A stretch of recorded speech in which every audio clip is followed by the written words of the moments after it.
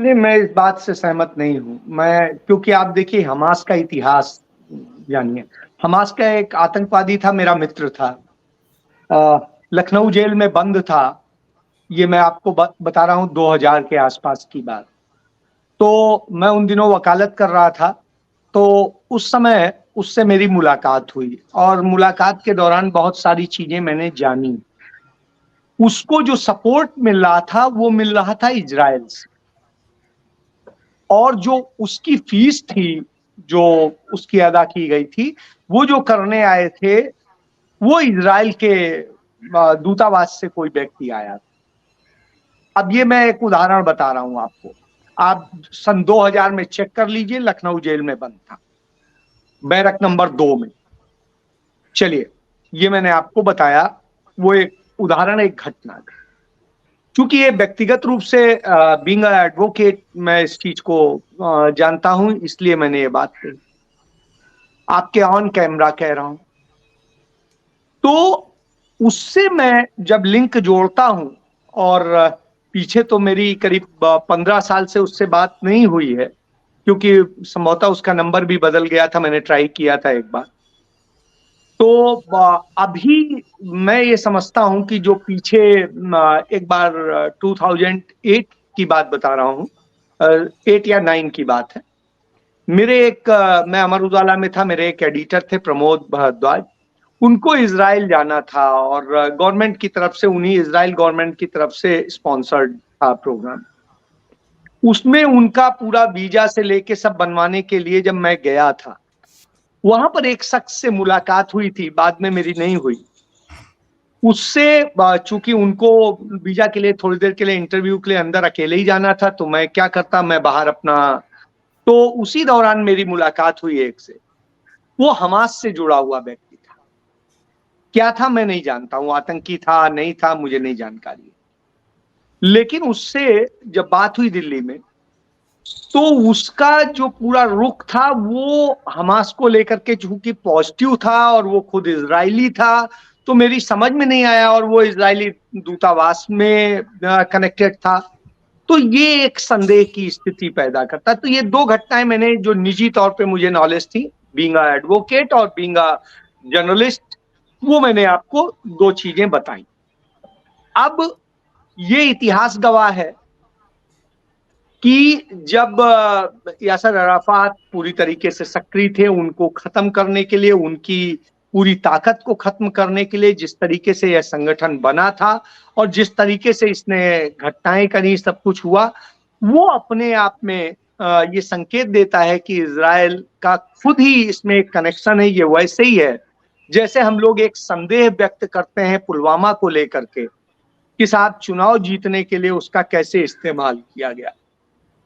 तो ये कनेक्शन कुछ उसी तरीके से है कि जैसे राष्ट्रीय मुस्लिम मंच के लोग जो हैं पहुंच जाते हैं, और अचानक जो है अमरनाथ यात्रा शुरू होने के पहले एक विस्फोट कराने की साजिश रच रहे होते हैं। उसमें कुछ होता है, ग्रामीणों को पता चलता है, ग्रामीण पकड़वा देते हैं, नहीं तो पुलिस, सेना, अर्धसैनिक बल कोई उन्हें नहीं पकड़ता है।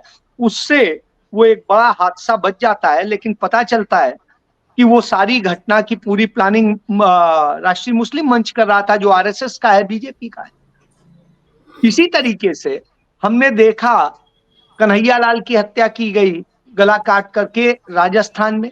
उसकी हत्या करने वाले जो मुस्लिम्स थे, वो दोनों भारतीय जनता पार्टी और राष्ट्रीय मुस्लिम मंच से जुड़े हुए लोग थे। हमने इसके अलावा एक घटना का और जिक्र करूंगा। मैं उन दिनों अमर उजाला ही अखबार में था और पंजाब हरियाणा स्टेट ही देखता था। उस दौरान एक घटना हुई थी, आपको याद होगा, समझौता ट्रेन ब्लास्ट का मामला था। और उस दौरान उसकी इन्वेस्टिगेशन से एक मेरे मित्र हैं आरसी मिश्रा साहब, जो इस समय डीजीपी रैंक के हैं, वो उस समय होते थे और वो उसकी इन्वेस्टिगेशन में बहुत अहम भूमिका निभा रहे थे। तो तमाम सारी चीजें उसमें आई थी। और जो बाद में जो आरके सिंह इस समय नरेंद्र मोदी सरकार में मिनिस्टर है, वो जो है वो होता था, सेक्रेटरी होता था होम का, और उसने ही हिंदू आतंकवाद का नाम दिया था। अब ये मैं घटनाओं का जिक्र इसलिए कर रहा हूं कि एक कनेक्शन देखिए कि घटनाएं आप करते हैं, नाम किसी और का देते हैं। जैसे नरेंद्र मोदी कहते हैं ना, कपड़ों से पहचान लेते हैं, तो सब कपड़ों से चूंकि ये लोग पहचान लेते हैं, तो कपड़े पहना करके कुछ भी करवा दीजिए, कौन कर रहा है क्या कर रहा है इसका नहीं पता। अभी हाल के दिनों की एक घटना है, जब प्रोटेस्ट चल रहा था सहारनपुर में, अचानक 20-25 लड़के एक अलग तरह के कपड़े पहन के आए और कुछ बवाल करते हैं, पत्थर फेंकते हैं और फिर गायब हो जाते हैं। और होता है कि देखिए ये हुआ, और पुलिस उसी बहाने लाठीचार्ज कर देती और बहाना ले लेती है कि ये तो हिंसक लोग हैं, ये हिंसा करते हैं, ये आतंकी हैं, ये हैं। तो इस तरह की चंद घटनाओं का मैंने जिक्र इसलिए किया क्योंकि वास्तविकता ये है कि इस तरह की साजिशें रची जाती हैं और इसके जरिए एक नैरेटिव बनाया जाता है, एक परसेप्शन बनाया जाता है कि ये ऐसे। और जो ये परसेप्शन होता है, ये पूरे हिंदुस्तान में एक कौम को या हिंदुस्तान के बाहर एक कौम को बदनाम करने के लिए किया जाता है। वही खेल। क्यों नहीं सीधे उन्होंने कहा, बाइडेन ने, कि साहब कोई भी आतंकी घटना, कोई भी कंट्री, कोई भी संगठन करता है या उसको स्पॉन्सर करता है या हेल्प करता है, तो उस पर उतने सख्त एक्शन होना चाहिए और हम उसके खिलाफ खड़े हैं।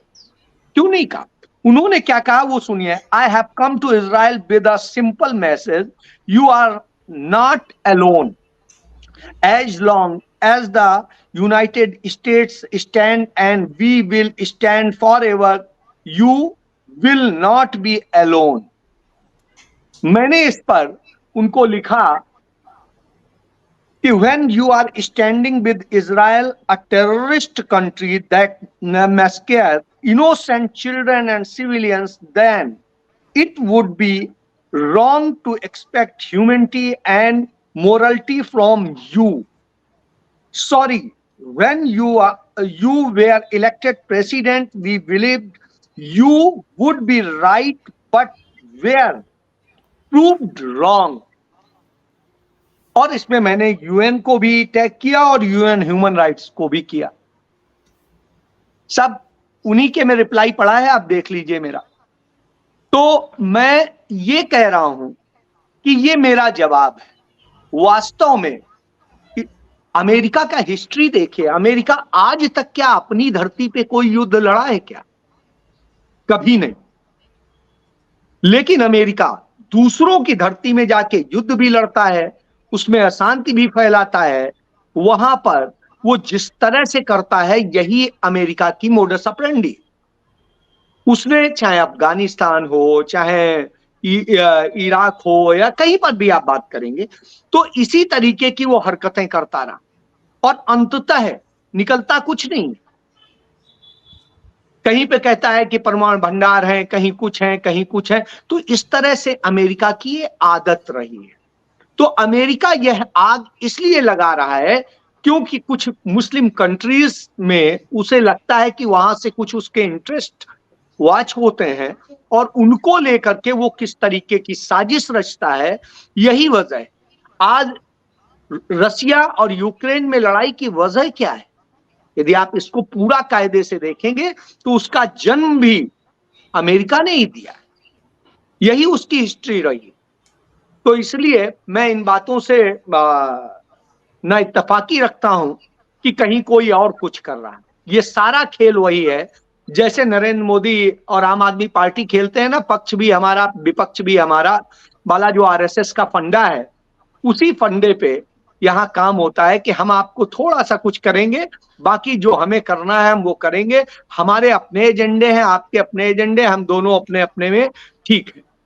तो यही खेल है और वही खेल हो रहा है। जी, आप देख रहे हैं जनचौक का सोशल मीडिया प्लेटफॉर्म। हमारे YouTube चैनल को सब्सक्राइब करने के लिए बेल आइकन दबाना ना भूलें।